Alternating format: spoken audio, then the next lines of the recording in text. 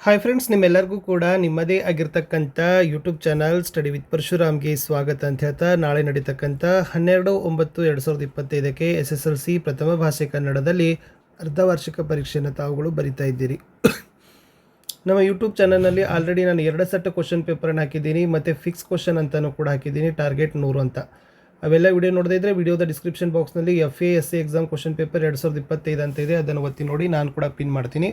ಇವತ್ತು ಹೋದ ವರ್ಷ ನಡೆದಿರ್ತಕ್ಕಂಥ 2024-25ರಲ್ಲಿ ನಡೆದಿರ್ತಕ್ಕಂಥ ಬೋರ್ಡ್ದವರೇ ನಡೆಸಿರ್ತಕ್ಕಂಥ ನಿಮ್ಮ SA1 ಅಂದರೆ ಅರ್ಧವಾರ್ಷಿಕ ಪರೀಕ್ಷೆ ಪ್ರಶ್ನೆ ಪತ್ರಿಕೆಯನ್ನು ಕೀ ಉತ್ತರಗಳೊಂದಿಗೆ ನೋಡೋಣ.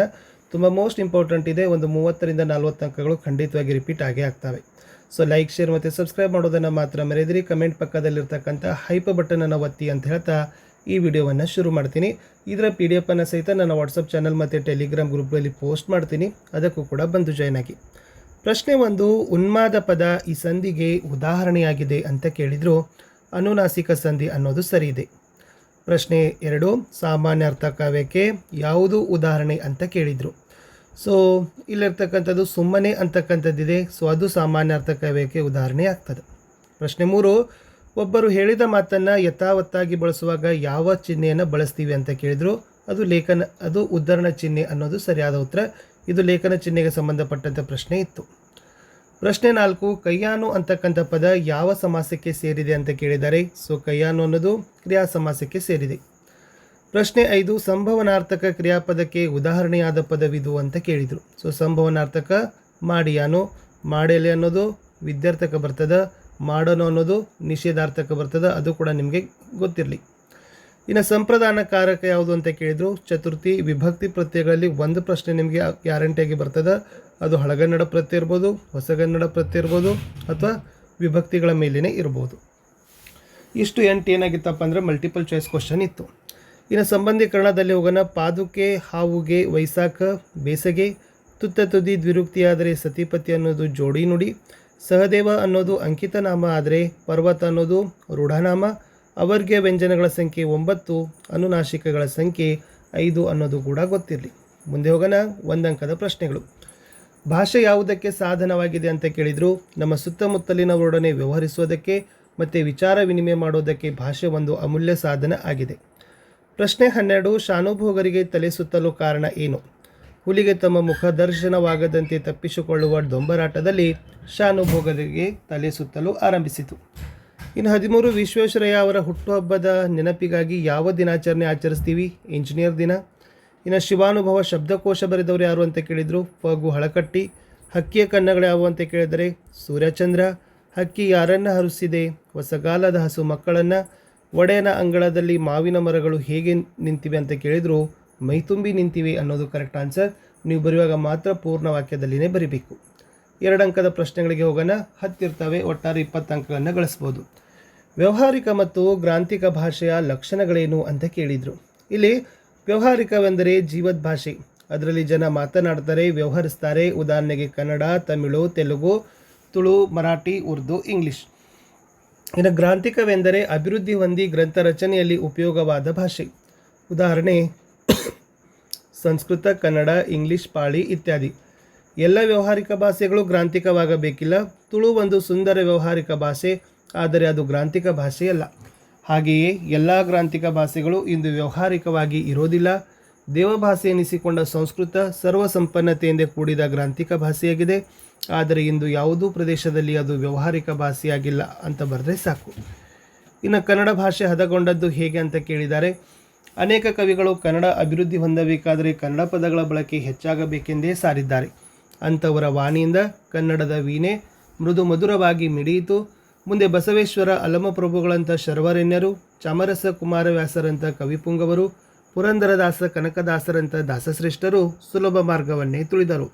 ತಮ್ಮ ತಮ್ಮ ಅನುಭವ ಸಾರವನ್ನು ಸುಲಭವೂ ಸುಂದರವೂ ಸಹಜವೂ ಆದ ಮಾತುಗಳಿಂದ ಹೃದಯ ಮುಟ್ಟುವಂತೆ ಅಭಿವ್ಯಕ್ತಪಡಿಸಿದರು. ಹೀಗೆ ಕನ್ನಡ ಭಾಷೆ ಹದಗೊಂಡಿತು ಅಂತ ಬರೆದ್ರೆ ಸಾಕು. ಇನ್ನು ಶಾನುಭೋಗ ಮೂರ್ಛೆಯಲ್ಲಿದ್ದಾಗ ನಡೆದ ಘಟನೆಯನ್ನು ವಿವರಿಸಲಿಕ್ಕೆ ಕೇಳಿದರು. ಇಲ್ಲಿ ಚಿಕ್ಕನಾಯಕನಹಳ್ಳಿಗೆ ತೆಂಗಿನಕಾಯಿ ತುಂಬಿಕೊಂಡು ಹೋಗಿದ್ದ ರೈತರ ಗಾಡಿಯ ಎತ್ತುಗಳು ಮುಂದೆ ಹೋಗದೆ ನಿಂತವು. ಹುಲಿಯ ಘರ್ಜನೆ ಕೇಳಿಸಿತು. ಎತ್ತುಗಳ ಗಂಟೆಯ ಸದ್ದನ್ನು ಕೇಳಿದ ಹುಲಿಯು ಕೆಲವು ನಿಮಿಷ ತಡೆದು ರೈತರ ಮಾತು ಕೇಳಿ ಬಂದ ಮೇಲೆ ನಿರಾಸೆಯಿಂದ ಪಲಾಯನ ಮಾಡಿತು.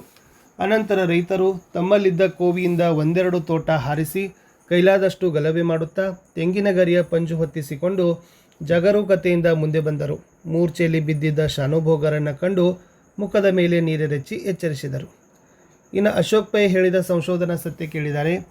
ಕೆಲವು ಜನ ಒಂದು ಕೊಠಡಿಯಲ್ಲಿ ಕುಳಿತು ಟೆಲಿವಿಷನ್ ನೋಡುತ್ತಿರುವಾಗ ಇನ್ನೊಂದಿಷ್ಟು ಜನ ಅವರ ಅರಿವಿಲ್ಲದೆ ಇನ್ನೊಂದು ಪಕ್ಕದ ಕೊಠಡಿಯಲ್ಲಿ ಏನೋ ಮಾತುಕತೆ ಆಡುತ್ತಾ ತಮ್ಮಿಷ್ಟಕ್ಕೆ ತಾವು ಇರುವಾಗ ಟೆಲಿವಿಷನ್ನಲ್ಲಿ ಯಾವುದಾದರೂ ಕೊಲೆ ದೃಶ್ಯ ಬಂದಾಗ ಅಲ್ಲಿ ಅದನ್ನು ನೋಡುತ್ತಿದ್ದವರ ದುಃಖದ ಭಾವನೆಯು ಇದನ್ನು ನೋಡದೇ ಇರುವ ಪಕ್ಕದ ಕೊಠಡಿಯಲ್ಲಿ ಇರುವವರ ಮನಸ್ಸಿಗೂ ಮುಟ್ಟಿ ಅವರ ಮನಸ್ಸು ಸ್ವಲ್ಪ ಮಟ್ಟಿಗೆ ದೂಢಗೊಳ್ಳುತ್ತದೆ.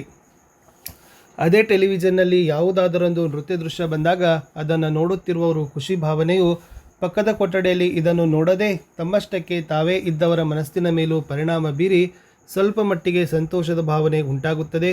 ಇದು ಅಶೋಕ್ ಪೈ ಹೇಳಿದ ಸಂಶೋಧನಾ ಸತ್ಯ. ಇನ್ನು ಹೊಸ ಭರವಸೆಗಳನ್ನು ಮೂಡಿಸಿ ಯಾವುದರ ನಡುವೆ ಸೇತುವೆಯಾಗಬೇಕಿದೆ ಅಂತ ಕೇಳಿದರು. ಭಾಷೆ, ಜಾತಿ, ಮತ, ಧರ್ಮಗಳ ಭೇದ ಭಾವದಿಂದ ಮನುಜರ ನಡುವೆ ಅಡ್ಡಗೋಡೆಗಳು ನಿರ್ಮಾಣವಾಗಿವೆ. ಸ್ನೇಹ, ಪ್ರೀತಿ, ನಂಬಿಕೆಯ ಮೂಲಕ ಮನುಜರ ನಡುವಿನ ಈ ಅಡ್ಡಗೋಡೆಗಳನ್ನು ಕೆಡವಬೇಕು. ಬದುಕಿನಲ್ಲಿ ಹೊಸ ಭರವಸೆಗಳನ್ನು ಮೂಡಿಸಿ ಮನುಜರ ನಡುವೆ ಸೇತುವೆಯಾಗಬೇಕು ಅಂತ ಕವಿ ಹೇಳಿದ್ದಾರೆ. ಇನ್ನು ಹಕ್ಕಿ ಹಾರಾಟವನ್ನು ಆಕಾಶಕ್ಕೆ ಹೇಗೆ ಹೋಲಿಸಿದ್ದಾರೆ ಅಂತ ಕೇಳಿದರು. ತರಮಾನ ರಹಿತ ಸಮದೃಷ್ಟಿಯಿಂದ ಕೂಡಿದ ಮೇಘಮಂಡಲ ಸಮಬಣ್ಣ ಎಂದು ಹೇಳಿ ಕಾಲದ ದೈತ್ಯತೆಯನ್ನು ಸಂಕೇತಿಸುವ ಕವಿ ಮುಗಿಲಿಗೆ ರೆಕ್ಕೆಗಳು ಮೂಡಿ ಇಡೀ ಆಕಾಶವೇ ಹಾರಿದಂತೆ ಆಗುತ್ತದೆ ಎನ್ನುತ್ತಾರೆ. ನಕ್ಷತ್ರ ಮಾಲೆಯನ್ನು ಧರಿಸಿಕೊಂಡು ಸೂರ್ಯಚಂದ್ರರನ್ನು ಕಣ್ಣಾಗಿಸಿಕೊಂಡು ಹಕ್ಕಿಯು ಹಾರಾಡುತ್ತಿರುವ ನೋಟ ಅದ್ಭುತವಾದದ್ದು ಎಂದು ಕವಿ ಬೇಂದ್ರೆ ಹೇಳಿದ್ದಾರೆ. ಇನ್ನು ಭಗತ್ ಸಿಂಗ್ ಜಲಿಯನ್ ವಾಲಾಬಾಗ್ನ ಮಣ್ಣಿನ ಕುರಿತು ತನ್ನ ತಂಗಿಗೆ ಏನೆಂದು ಹೇಳುತ್ತಾನೆ ಅಂತ ಕೇಳಿದರೆ, ಭಗತ್ ಸಿಂಗ್ ಜಲಿಯನ್ ವಾಲಾಬಾಗ್ನ ಮಣ್ಣಿನ ಕುರಿತು ತನ್ನ ತಂಗಿಗೆ ಇದು ಬಹಳ ಪೂಜ್ಯನೀಯವಾದ ಮಣ್ಣು. ಜಲಿಯನ್ ವಾಲಾಬಾಗ್ ಹತ್ಯಾಕಾಂಡದಲ್ಲಿ ಹುತಾತ್ಮರಾದವರ ರಕ್ತದಿಂದ ಈ ಮಣ್ಣು ಒದ್ದೆಯಾಗಿದೆ ಎಂದು ಹೇಳಿದನು. ನಂತರ ಪವಿತ್ರವಾದ ಮಣ್ಣಿನ ಡಬ್ಬವನ್ನು ಮನೆಯ ಸ್ವಚ್ಛವಾದ ಜಾಗದಲ್ಲಿರಿಸಿ ಅದರ ಮೇಲೆ ಹೂಗಳನ್ನು ಅದರ ಮೇಲಿಟ್ಟು ಭಕ್ತಿಯಿಂದ ನಮಸ್ಕರಿಸಿದನು ಅಂತ ಬರೆದ್ರೆ ನಿಮ್ಮ ಉತ್ತರ ಏನಾಗ್ತದಪ್ಪ ಅಂದರೆ ಕಂಪ್ಲೀಟ್ ಆಗ್ತದೆ. ಇದು ಪಠ್ಯಪೋಷಕ ಅಧ್ಯಯನದಿಂದ ಪ್ರಶ್ನೆಗಳೇ ಇತ್ತು. ಇನ್ನು ಜಲಿಯನ್ ವಾಲಾಬಾಗ್ ಮಾರಣ ಹೋಮದಿಂದ ತೆಗೆದುಕೊಂಡ ನಿರ್ಧಾರ ಕೇಳಿದರು.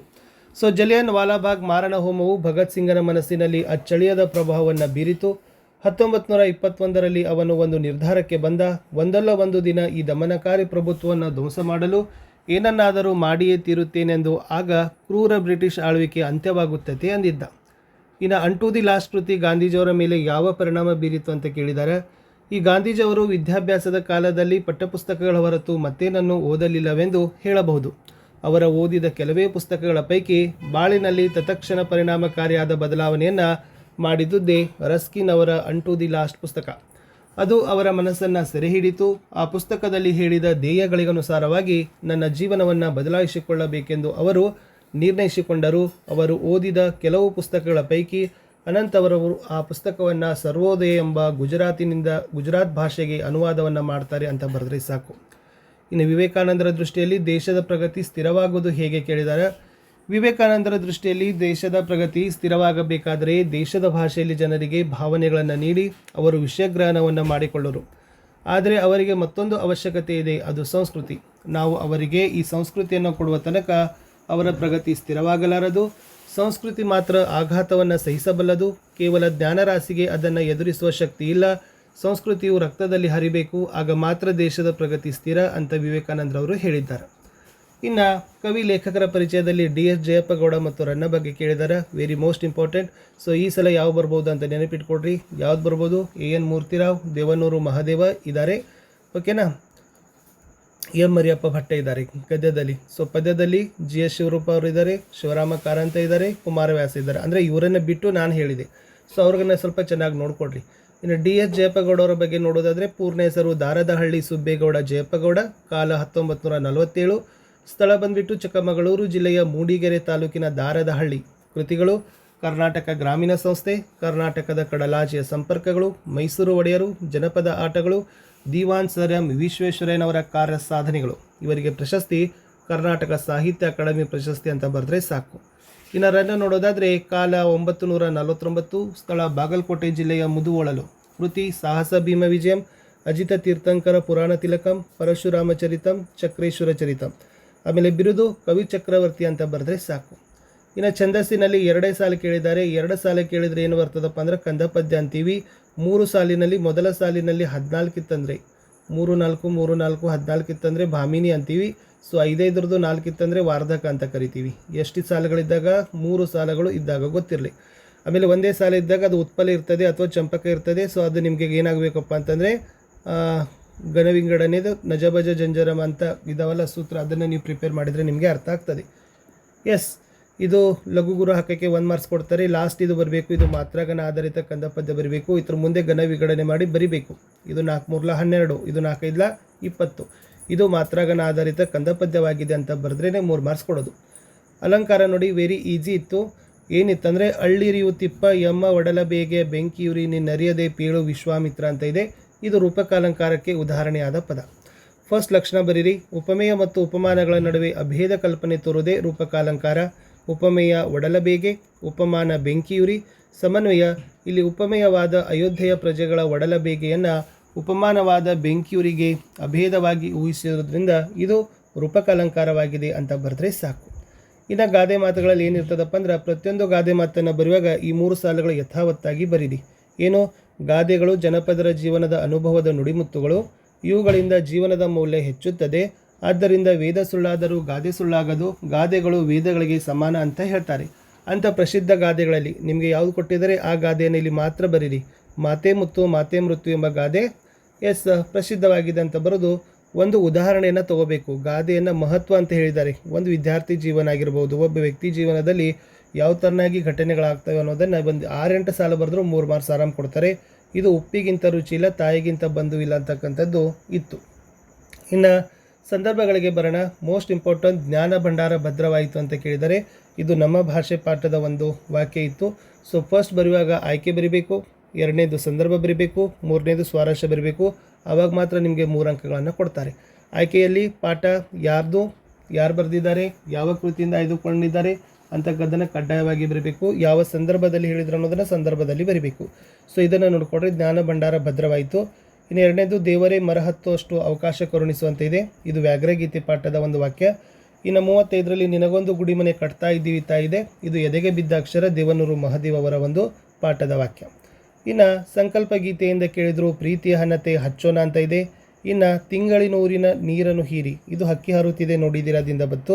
ಇನ್ನು ಲಲನೆ ಪಡೆದಿಯೈದು ಮಂತ್ರಗಳಲ್ಲಿ ಮೊದಲಿಗ ನೀನು ಅಂತ ಇದೆ. ಇದು ಕುಮಾರವ್ಯಾಸ ಬರೆದಿರುವ ಕೌರವೇಂದ್ರನ ಕೊಂದೆ ನೀನು ಅಂತಕ್ಕಂಥ ಪದ್ಯಪಾಠದ ವಾಕ್ಯ ಇತ್ತು. ಸೊ ಜಸ್ಟ್ ನೀವು ಅದನ್ನು ಪಾಸ್ ಮಾಡಿ ನೋಡ್ಕೊಡ್ರಿ. ಇನ್ನು ಪದ್ಯ ಪೂರ್ಣ ಮಾಡಲಿಕ್ಕೆ ಹಳಗನ್ನಡನೇ ಕೇಳಿದ್ದಾರೆ. ನಾನು ಅದೇ ಹೇಳೋದು ನಿಮಗೆ, ಯಾವುದು ಸಂಕಲ್ಪ ಗೀತೆ, ಹಕ್ಕಿ ಹಾರುತ್ತಿದೆ ನೋಡಿದ್ದೀರಾ, ಕೌರವೇಂದ್ರನ ಕೊಂದೆ ನೀನು, ಚಲಮನೆ ಮೆರವೆ, ಇಷ್ಟೆಲ್ಲದಿಂದ ಒಂದೊಂದು ಪ್ಯಾರಾಗಳನ್ನು ಬ್ಯಾಪಟ್ ಮಾಡಿರಿ. ಸೊ ಒಂದೊಂದು ಪ್ಯಾರಾ ಮಾಡಿದರೆ 4 ಈಗ ಹಳಗನ್ನಡ ಇದೆ, ಸೊ ಹೊಸಗನ್ನಡ ಬಂದಿಲ್ಲ, ಸೊ ಅವಾಗ ಅಂಕಗಳು ಹೋಗ್ತವೆ. ಸೊ ಆ ಕಾರಣಕ್ಕಾಗಿ 4 ಪದ್ಯದ ಒಂದೊಂದು ಸ್ಟಾಜ ಬ್ಯಾಪಟ್ ಮಾಡಿರಿ. ಸೊ ಖಂಡಿತವಾಗಿ ನಿಮಗೆ ಅಂಕ ಕೊಡ್ತಾರೆ. ಮಾರಿಗೌತನವಾಯಿತು ನಾಳಿನ ಭಾರತವು ಚತುರಂಗ ಬಲದಲ್ಲಿ, ಕೌರವನ ಋಣಹಿಂಗೆ ತಳದಲ್ಲಿ ಸುಬಟ ಕೋಟೆಯನ್ನು ತೀರಿಸಿಯೇ, ಪತಿಯವಸರಕ್ಕೆ ಶರೀರವನ್ನು ನೂಕುವೆನು, ನಿನ್ನಯ ವೀರರೈವರ ನೋವಿಸನು, ರಾಜೀವ ಸಕನನಿ. ಇದು ಸ್ವಲ್ಪ ಈಸಿ ಇದೆ, ಓಕೆನಾ. ಇದು ಸ್ವಲ್ಪ ಟಪ್ ಅನ್ನಿಸಿದ್ರು, ಇದು ಬರಲಿಕ್ಕೆ ಏನದ ಸರಳ ಅದ, ಚೆನ್ನಾಗಿ ಬಹೆಟ್ ಮಾಡಿ. ಇದು ಕೌರವೇಂದ್ರನ ಕೊಂದೆ ನೀನು ಪದ್ಯಪಾಠದ ಸಾಲಿತ್ತು. ಇನ್ನು ನೋಡಿ, ಮೌಲ್ಯಾಧಾರಿತ ಸಾರಾಂಶ ಬರಲಿಕ್ಕೆ ಏನಾಗಿರ್ತದಪ್ಪ ಅಂತಂದ್ರೆ, ಪದ್ಯದಲ್ಲಿ ಹಳಗನ್ನಡ ಕೊಟ್ಟರೆ ಇಲ್ಲಿ ಹೊಸಗನ್ನಡ ಕೊಡ್ತಾರೆ, ಪದ್ಯದಲ್ಲಿ ಹೊಸಗನ್ನಡ ಪೂರ್ಣ ಮಾಡಲಿಕ್ಕೆ ಕೊಟ್ಟರೆ ಸಾರಾಂಶ ಬರಲಿಕ್ಕೆ ಹಳಗನ್ನಡ ಕೊಡ್ತಾರೆ. ಇದು ಸಂಕಲ್ಪ ಗೀತೆ ಪದ್ಯದ ಸಾಲುಗಳಿತ್ತು. ಮೌಲ್ಯಗಳನ್ನು ಬರೀಬೇಕು. ಫಸ್ಟ್ ಆಯ್ಕೆ ಆಶಯಗಳನ್ನು ತಪ್ಪದೇ ಬರೀರಿ. ಇನ್ನು 4 ಅಂಕದಲ್ಲಿ ನಿಮ್ಗೆ ಏನು ಮಾಡಿದ್ರಪ್ಪ ಅಂದ್ರೆ ನಾಲ್ವಡಿ ಕೃಷ್ಣರಾಜ ಒಡೆಯರು ಫಿಕ್ಸ್ ಇದು. ಯಾಕಂದರೆ ಇಲ್ಲಿಂದ ಈ ಪ್ರಶ್ನೆ ಆಗಿರ್ಬೋದು ಅಥವಾ ನಮ್ಮ ಭಾಷೆ 2 ಪಾಠದಿಂದ 4 ಅಂಕಕ್ಕೆ ಖಂಡಿತವಾಗಿ ಪ್ರಶ್ನೆಗಳು ಬರ್ತವೆ, ಓಕೆನಾ. ಸೊ ಚೆನ್ನಾಗಿ ಅದನ್ನು ನೀವೇನು ಮಾಡಿಕೊಡ್ರಿ, ಒಂದು 8 ಸಾಲು ಬರೀಬೇಕು. ಇದು ವಿಶ್ವೇಶ್ವರ ಅವರು ಮೈಸೂರು ದಿವಾನರಾಗಿ ಸಲ್ಲಿಸಿದ ಸೇವೆ ಅಂತ ಕೇಳಿದರು, ಚೆನ್ನಾಗಿ ನೋಡ್ಕೊಡ್ರಿ. ಇನ್ನು ನಾಲ್ವಡಿ ಕೃಷ್ಣರಾಜ ಒಡೆಯರ ಕಾಲದಲ್ಲಿ ಕಾರ್ಯನಿರ್ವಹಿಸ್ತಕ್ಕಂಥ ಪ್ರಜಾಪ್ರತಿನಿಧಿ ಸಭೆ, ನ್ಯಾಯ ವಿಧಾಯಕ ಸಭೆ ಕುರಿತು ಬರೀರಿ ಅಂತ ಕೇಳಿದರು. ಇದು ಕೂಡ ಇಂಪಾರ್ಟೆಂಟೇ ಇತ್ತು. ಇನ್ನು ಪದ್ಯದಲ್ಲಿ ನೋಡೋದಾದರೆ ಭೀಷ್ಮ ಮತ್ತು ದುರ್ಯೋಧನರ ನಡುವಿನ ಸಂಭಾಷಣೆಯನ್ನು ಕೇಳಿದ್ದಾರೆ, ಇದು ಮೋಸ್ಟ್ ಇಂಪಾರ್ಟೆಂಟ್ ಇತ್ತು. ಇನ್ನು ದುರ್ಯೋಧನನ ಛಲದ ಗುಣ ನಿಮ್ಮ ಮಾತುಗಳಲ್ಲಿ ಬರೀರಿ ಅಂತ ಕೇಳಿದರೆ, ವಿಶೇಷವಾಗಿ ಹಳಗನ್ನಡ ಪದ್ಯದನೇ ಪ್ರಶ್ನೆಗಳು ಬರ್ತವೆ. ಯಾವುದು, ಚಲಮನೆ ಮೆರವೆಮ್ ಆಗಿರ್ಬೋದು ಅಥವಾ ಕೌರವೇಂದ್ರನ ಕೊಂದೆ ನೀನು ಆಗಿರ್ಬೋದು. ಇನ್ನು ಗದ್ಯ ಭಾಗ ಈಸಿ ಇರ್ತದೆ. ಇದು ಪತ್ರ ಬರೆಯೋದನ್ನು ಕಲ್ಕೊಡ್ರಿ. ಇದು ಮನವಿ ಪತ್ರ ಇದೆ, ಮನವಿ ಪತ್ರಗಳು ಹೀಗೆ ಬರಿಬೇಕು. ಒಂದು ಸ್ವಲ್ಪ ಎಕ್ಸ್ಪ್ಲೇನ್ ಮಾಡ್ತೀನಿ. ಸೊ ಫಸ್ಟ್ ಏನದ, ನೀವು ಹಾಸನದ ನಿವಾಸಿ ರಾಕೇಶ್ ಅಂತ ತಿಳಿಬೇಕು. ನಿಮ್ಮ ಪ್ರದೇಶದಲ್ಲಿ ಅತಿವೃಷ್ಟಿಯಿಂದಾದ ಅನಾಹುತಗಳಿಗೆ ಕೋರಿ ಪರಿಹಾರ ಕೋರಿ ಜಿಲ್ಲಾಧಿಕಾರಿಗೆ ಪತ್ರ ಬರೀಬೇಕು. ಫಸ್ಟ್ ಸ್ಥಳ ಬರೀತೀರಿ, ದಿನಾಂಕ ಬರೀತೀರಿ. ಇಂದ ರಾಕೇಶ್ ನಾಯ್ಕ್, ಹಾಸನ ಜಿಲ್ಲೆ. ಯಾರಿಗೆ ಬರೀಬೇಕು?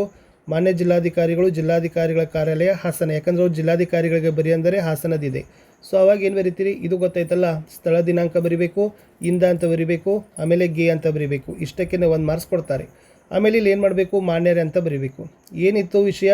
ಅತಿವೃಷ್ಟಿಯಿಂದಾದ ಅನಾಹುತಗಳಿಗೆ ಪರಿಹಾರ ಕೋರಿ ಅಂತ ಬರೀರಿ.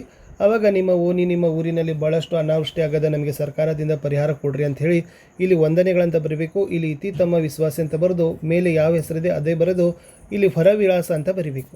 ಆವಾಗ ನಿಮಗೆ ಕಂಪ್ಲೀಟ್ ಆಗಿರ್ತಕ್ಕಂಥ ಮಾರ್ಕ್ಸ್ಗಳನ್ನು ಕೊಡ್ತಾರೆ.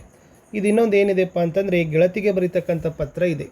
ಏನು ನೋಡಿ, ನೀವು ಬಾಗಲಕೋಟೆ ಸರ್ಕಾರಿ ಪ್ರೌಢಶಾಲೆಯ ರೂಪಶ್ರೀ ಅಂತ ತಿಳಿಬೇಕು. ಸೊ ನಿಮ್ಮ ಶಾಲೆಯಲ್ಲಿ ಪ್ರತಿಭಾ ಕಾರಂಜಿ ಕಾರ್ಯಕ್ರಮವನ್ನು ವಿವರಿಸಿ ಧಾರವಾಡದ ಸರ್ಕಾರಿ ಪ್ರೌಢಶಾಲೆಯಲ್ಲಿ ವ್ಯಾಸಂಗ ಮಾಡುವ ಗೌರಿ ಅಂತಕ್ಕಂಥ ಗೆಳತಿಗೆ ಪತ್ರ ಬರೀಬೇಕು. ಫಸ್ಟ್ ಇಲ್ಲಿ ಕ್ಷೇಮ ಬರೀತೀರಿ, ಇಲ್ಲಿ ಸ್ತ್ರೀನೂ ಬರೀತಾರೆ, ಅದು ಬರೆದೇ ನಡೀತದ. ಆಮೇಲೆ ನಿಮ್ಮ ಹೆಸರು ಬರೀಬೇಕು. ಏನಿದೆ? ರೂಪಶ್ರೀ ಬಾಗಲಕೋಟೆ ಸರ್ಕಾರಿ ಪ್ರೌಢಶಾಲೆ ಬಾಗಲಕೋಟೆ ಇದೆ, ಅದನ್ನು 10ನೇ ತರಗತಿ ಸರ್ಕಾರಿ ಪ್ರೌಢಶಾಲೆ ಬಾಗಲಕೋಟೆ ಬರೆದು ಡೇಟ್ ಬರೀಬೇಕು. ಸೊ ಯಾವ ಡೇಟ್ ಇದೆ? ಸೊ ನಾಳೆ 12 ಇದೆಯಲ್ಲ, 12/9/2025 ಅಂತ ಬರೀತೀರಿ. ಅದನ್ನು ಡೇಟನ್ನು ನೀವು ಬರೀಬೇಕು. ಅವಾಗ ಇಲ್ಲಿ ಏನು ಬರೀಬೇಕು? ಗೆಳತಿಗೆ ಅಂತ ಕೇಳೋದ್ರಿಂದ ಪ್ರೀತಿಯ ಗೆಳತಿ ಯಾರಿಗೆ? ಗೌರಿಗೆ ಅಂತ ಬರೀಬೇಕು. ಫಸ್ಟ್ ಅಲ್ಲಿ ಏನಿರ್ತದೆ? ವಂದನೆಗಳು, ಪ್ರಣಾಮಗಳು ಇರ್ತದೆ. ಆಮೇಲೆ ಕೆಳಗಡೆ ಈ ಪ್ರತಿಭಾ ಕಾರಂಜಿದ ಬಗ್ಗೆ ಎಲ್ಲ ನೀವೇನು ಮಾಡಿರಿ, ನಿಮ್ಮದೇ ಆಗಿರ್ತಕ್ಕಂಥ ಸಾಲಗಳನ್ನು ಬರೆದು ಸೊ ಲಾಸ್ಟಿಗೆ ಏನು ಬರೀಬೇಕು? ಪ್ರಣಾಮಗಳೊಂದಿಗೆ. ಅವಾಗ ನಿನ್ನ ಪ್ರೀತಿಯ ಗೆಳತಿ ರೂಪಶ್ರೀ ಬರೆದು ಹೊರ ವಿಳಾಸವನ್ನು ಹಾಕಲೇಬೇಕು. ಆವಾಗನೇ ನಿಮಗೆ ಪೂರ್ಣಾಂಕಗಳು ಕೊಡೋದು. ಇದು ಚೆನ್ನಾಗಿ ನೋಡ್ಕೊಂಡು ಹೋಗಿ. ಗ್ರಂಥಾಲಯಗಳ ಮಹತ್ವ ಅಂತ ಇದೆ. ಸೊ ಇದು ಬಂದರೂ ಕೂಡ ಬರ್ಬೋದು. ರಾಷ್ಟ್ರೀಯ ಹಬ್ಬಗಳು ಮತ್ತು ಗ್ರಂಥಾಲಯಗಳ ಮಹತ್ವ ವೆರಿ ಮೋಸ್ಟ್ ಇಂಪಾರ್ಟೆಂಟ್ ಆಗಿರ್ತಕ್ಕಂಥ ಒಂದು ಪ್ರಶ್ನೆಗಳು. ಇಷ್ಟೇ ಇತ್ತು ಅಂತ ಹೇಳ್ತಾ ಈ ವಿಡಿಯೋದಲ್ಲಿ ನಾನು ಸಿಗ್ತೀನಿ ಹೊಸ ವಿಡಿಯೋದಲ್ಲಿ. ಮತ್ತೆ ಹೆಚ್ಚಿನ ವಿಡಿಯೋಗಳೊಂದಿಗೆ ಸಿಗುವ. ಬಾಯ್.